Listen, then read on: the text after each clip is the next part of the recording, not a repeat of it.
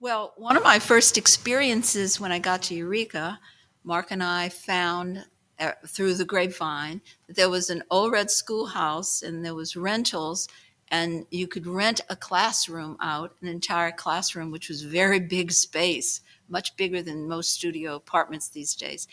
And so we rented that, and it was by a miracle of God. It was $50 a month, and the most magnificent story that could happen for the first time just arriving in Eureka. It almost to me is a symbol of what Eureka is as far as creativity and unusual things happening, unexpected events, and a lot of artists and creativity happening. And so here I was, we were sleeping, and it was in the middle of the night.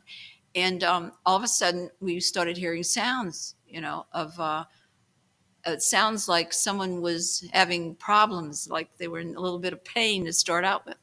And sooner as it continued, we looked at each other, Mark and I, and we realized, oh my gosh, somebody in the next classroom is having a baby.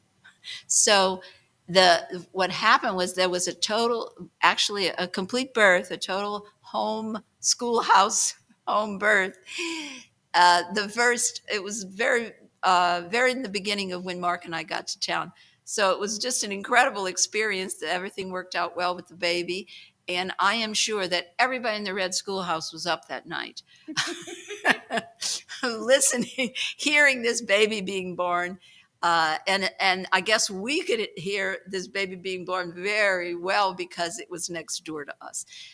Now, eventually, most of us that the wave of, I think a lot of 60s counterculture people, the wave that came in with the way Mark and I came in the 80s, that wave eventually moved on and we decided what we wanted to do and where we wanted to live in Eureka. But for most of us, anybody that landed at the old red schoolhouse, it was just a tremendous memory and beautiful and emphasized and made even more magnificent by the birth of a human being in that old red schoolhouse. Years later, I'm not sure when actually, so I don't want to give the wrong date. There was a fire, and the old red schoolhouse was completely burnt down from the fire. So the schoolhouse isn't there, but there's still land there, which is if you go down Howell and you see that tall brick wall, the red schoolhouse, and the plot that the large red schoolhouse was in was on top of that hill there. So that's the story of the symbol of Eureka, of a lot of creativity, a lot of birthing of people's dreams, and that night, the birthing of another human being. So